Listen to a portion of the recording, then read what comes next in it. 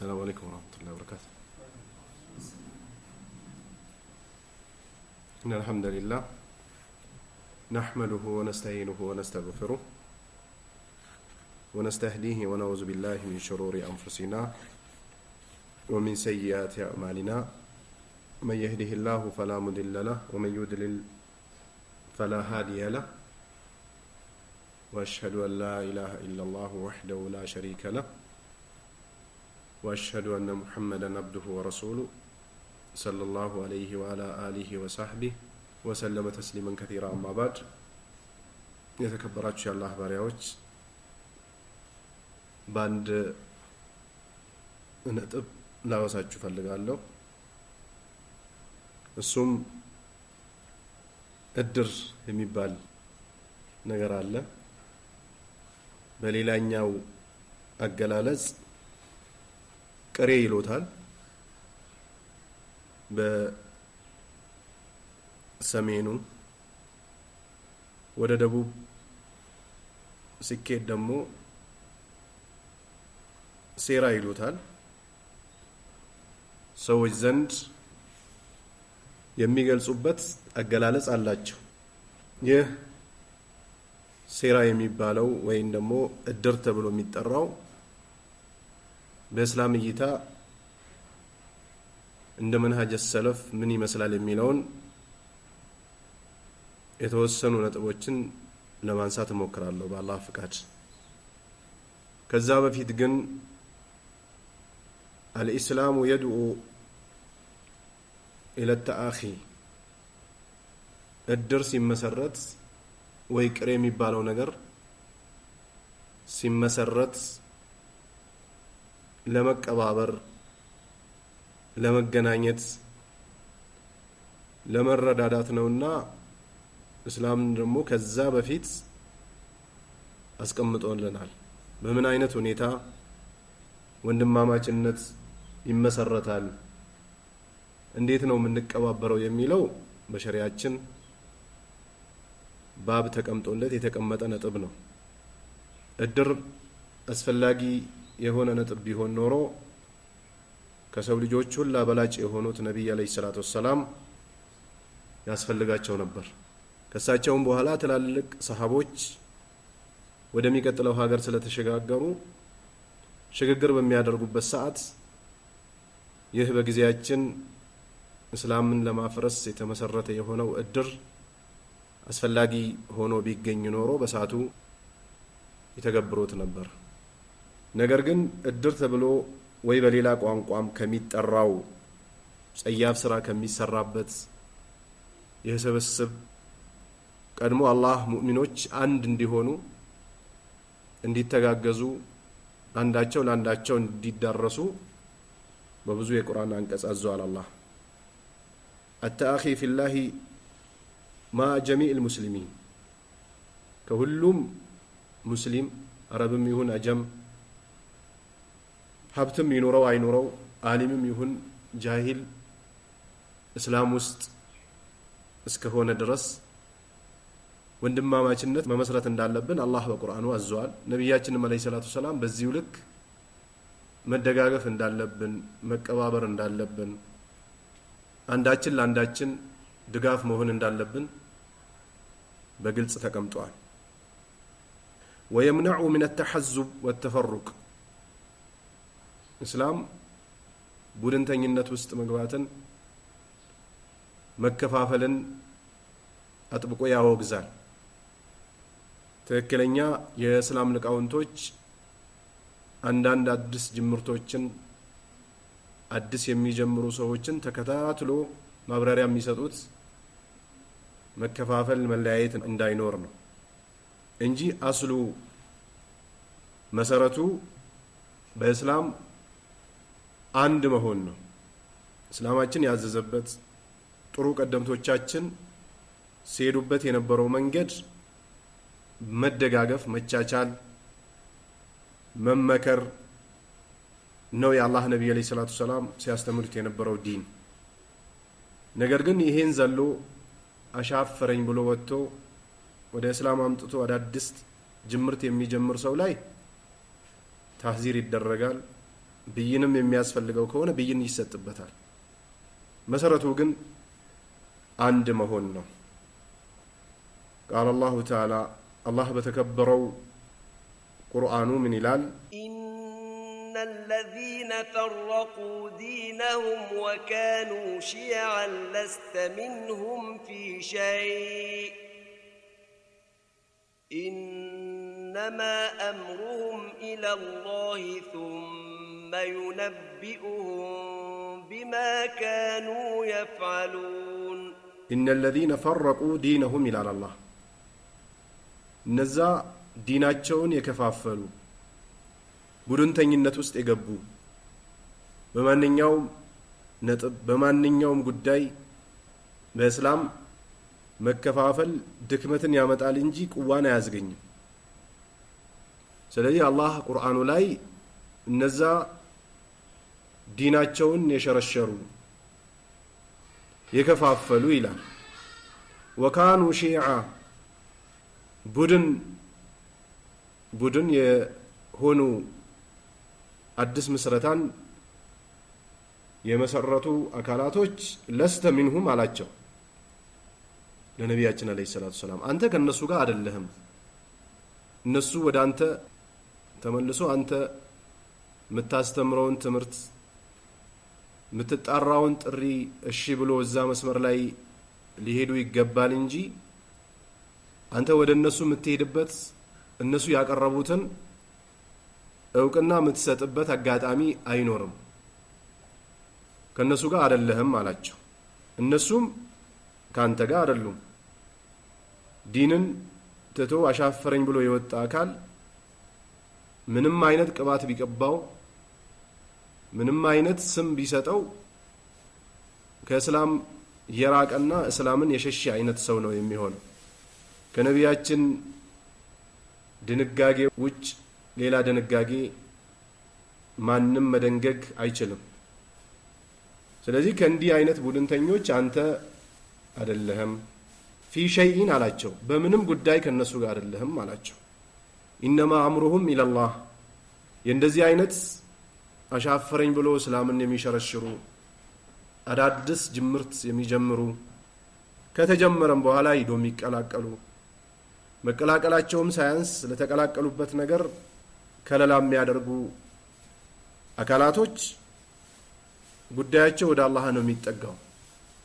ዱንያ ላይ የተብራራው ማብራሪያ የተገለጸው ገለጻ የመጡ መረጃዎች ካልገዟቸው ወደ ትክክለኛው መንገድ እንዲገቡ ካላደረጓቸው እነሱ ጉዳያቸው አላህ ዘንድ ነው። ثم ينبئون بما كانوا يفعلون الى الله ዱንያ ላይ መቼስ ቢዳን ጀምሮ ሱና ነው ያለ ከተጀመረም በኋላ ተቀላቅሎ ለዛ ነገር ከለላ ያደረገ የተለያዩ ድጋፎችን አድርጎ ሲያበቃ ብዙ አይነት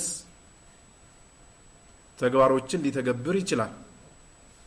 በዛ ተግባራው ብዙ አይነት ብልሹ የሆኑ ባህሪያትና ብልሹ የሆኑ ስራዎች ሊስፋፉ ሰዎች ከትክክለኛው መንገድ ሊወላገዱ ይችላሉ። ይህንን ሁላ ስራ ሰርቶ ተውበት አድርጎ ያበላሸውን ነገር እስካላስተካከለ ድረስ አላህ ዘንድ ሲሰራው በነበረው ነገር ይመነዳል የሚተው አይደለም ይላል አላህ ሱረቱል አናም 159ኛው ቁጥር ላይ። ስለዚህ አዲስ የሚጀመሩ ነጥቦች ለሙስሊሙ በጎ ሊሆኑ ይችላሉ፣ ሊያግዙ ይችላሉ፣ ልንተጋገዝባቸው እንችላለን ተብሎ የሚጀመሩ ጅምርቶች በሸሪዓ እስከሌሉ ድረስ የተለያየ ስም ቢሰጣቸው ህገወጦች ናቸው። በእንዲህ አይነት ህገወጥ ተግባር ደግሞ የቂያማ ቀን አላህ በሰሩም ሰዎች እንዲሰራም በመሰረቱ ሰዎች ብይን ይሰጥባቸዋል። ስለዚህ ይህ እድር የሚባለው ወይም ደግሞ ቅሬ የሚባለው በሌላኛው ሴራ የሚባለው ነገር እንዳጠቃላይ የአላህ ነብይ ይዞት ከመጡ ዲን ማከል አይደለም። ሰሃቦችም ከነበሩበት ጎዳና አይደለም። ታቢዮችም አትባው ታቢይም ከነበሩበት ጎዳና አይደለም። ሙብተዲዎች ወይንም ደግሞ ከእስላም ውጪ የሆኑ ሰዎች የመሰረቱት ምስረታ ነው። የተለያዩ ህገ ደንቦችም አሉት፣ አንቀጽም አለው። እነዚህን ኢንሻአላህ ሰዓቱ ከበቃን እንጠቅሳቸዋለሁ። ስለዚህ ወንድማማችነት እድርም ሳይሆን ሙስሊሞች አላህ በራሱ ያስቀመጠባቸው ግዴታ አለ። وقال تعالى إنما المؤمنون إخوة فأصلحوا بين أخويكم واتقوا الله لعلكم ترحمون إنما المؤمنون إخوة إلى الله ሙእሚኖች ወንድማማቾች ናቸው። የመልክ ልዩነት፣ የሀብት ልዩነት፣ የእውቀት ልዩነት እንኳን ቢኖር ሙእሚኖች የትም ይኖሩ አንድ ናቸው። ለዚህ ነው አንድ ሰለፊ የሆነ ዓሊም በሩቅ ስሙን የሚያቀው ሰለፊ ሲሞት ልክ በአንድ በኩል አንድ አካሌ እንደጎደለ ቆጥረዋለሁ ሲሉ የነበረው የግድ መገናኘት የግድ በአንድ ማዕፀን ውስጥ መገኘት ወይ የአንድ አካባቢ ተወላጅ መሆን አይደለም። ዋንኛው በእስላም መተሳሰር ነው መሰረታዊ የሆነው ነጥብ። ስለዚህ በእስላም የተመሰረተ ወንድማማችነት፣ በነቢያችን መንገድ የተመሰረተ ወንድማማችነት፣ በሰሃቦች ፈለግ ላይ የተመሰረተ ወንድማማችነት እኽዋ አላህ ወንድማማቾች ናቸው። እንዲህ አይነት ሰዎች ትስስር አለ ማዕከላቸው ላይ አለ። فأصلحوا بين أخويكم على الله በወንድሞቻችሁ መካከል ክፍተት ሲፈጠር አለመግባባት ሲፈጠር የሰው ልጅ መቼስ ፍጹም አይደለም። ፍጹምነት ለነቢያቶች ነው የተሰጣቸው።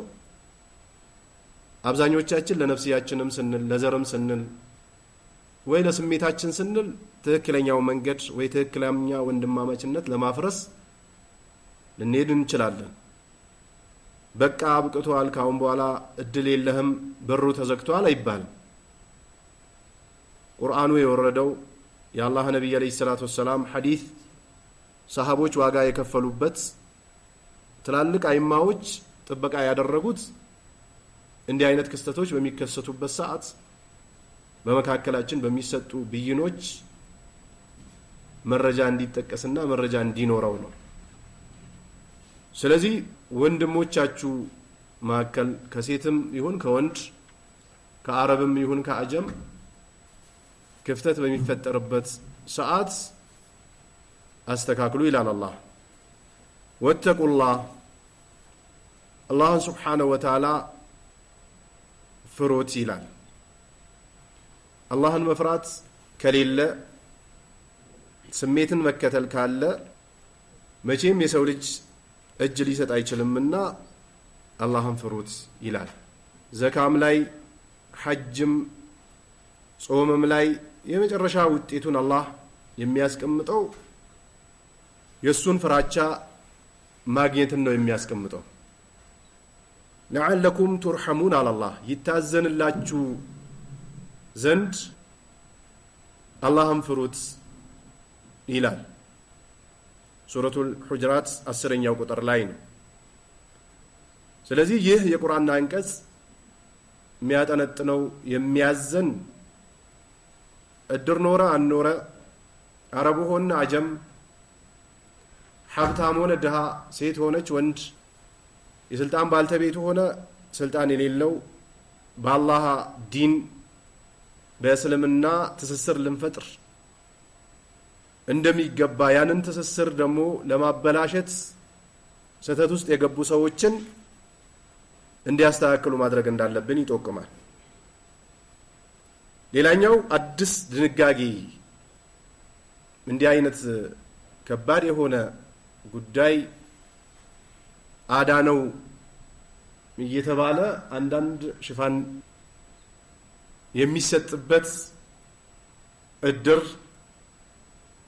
እስላምን የሚያፈርሱ ነጥቦች ውስጡ ላይ አሉ። ሱናን የሚያኮላሹ ነጥቦች ውስጡ ላይ አሉ።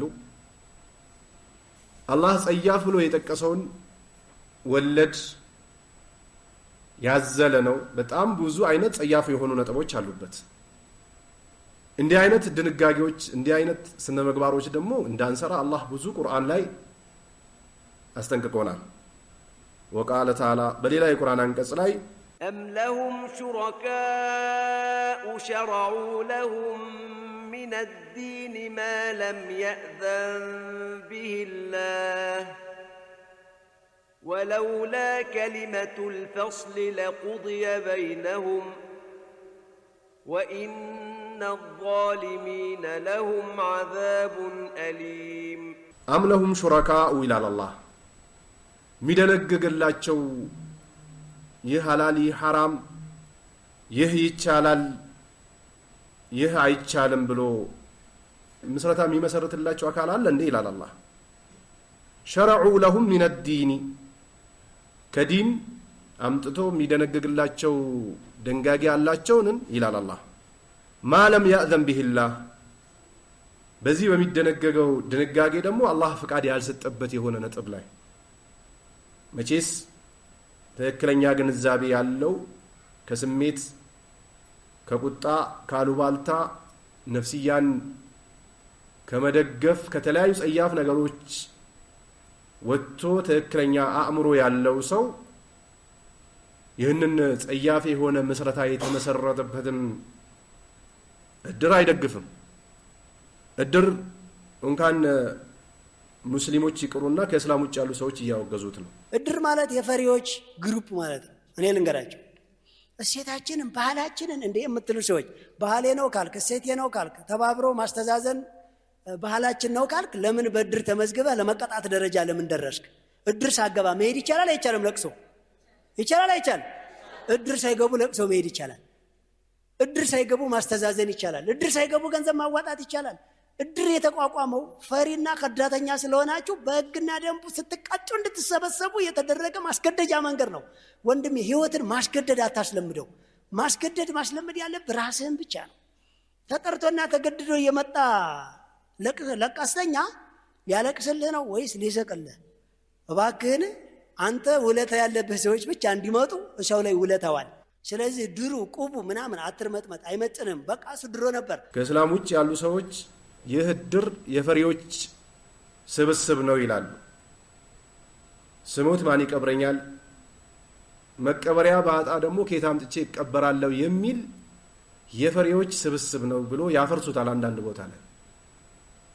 ስለዚህ ይህ ድንጋጌ የተደነገገው አላህ እውቅና የሰጠበት የሆነ ነጥብ አይደለም። ወለውላ ከሊመቱል ፈስል አላህ እንደው የቂያማ ዕለት ሰዎች የሚዳኙበት ምንዳ የሚከፈልበት ሂሳብ የሚደረግበት የሳተ ስተሃል ተብሎ ቅጣት የሚያገኝበት ያገኘ ደግሞ አግኝታል ተብሎ ጀነት የሚያገኝበት አገር ባይኖር ኖሮ ለቁዲየ በይነሁም አላህ እዚችው ቅርቢቱ ዓለም ላይ ውሳኔ ይወሰን ነበራል። ወኢነ الظالمين لهم عذاب أليم አላህ ለበደለኞች ሽንፈት ውስጥ ለገቡ ሰዎች አሳማሚ የሆነ ቅጣት አለላቸው ይላል። ይህም ሱረቱል ሹራ ወቃል በሌላም የቁርአን አንቀጽ ላይ ወአነ هذا صراطي مستقيما ይላል አላህ ይህ መንገዴ ቀጥ ያለ ነው አለ አላህ።